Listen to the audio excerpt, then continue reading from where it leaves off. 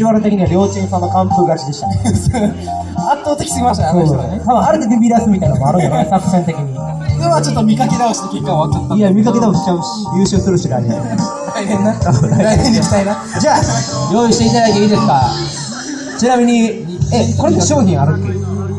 何がもらえるんですか？プロテインが多分もらえると思うんで。ザバスかなんかの。ザバスじゃあ、行きますか。行きます。よーい、スタート。うわー、でも、耐えてる。おー、そうです。地面を使ったの。ここから。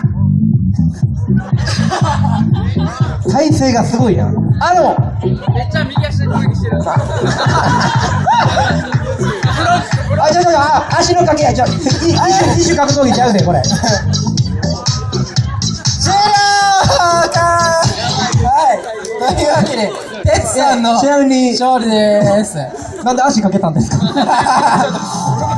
こけただけ。あ、事故。なるほど。ちなみに一応足かけられて応戦しましたよね。いいですね。なんかこう、つばぜり合いがね。天下一武道会レベルの汚かった。はい、今。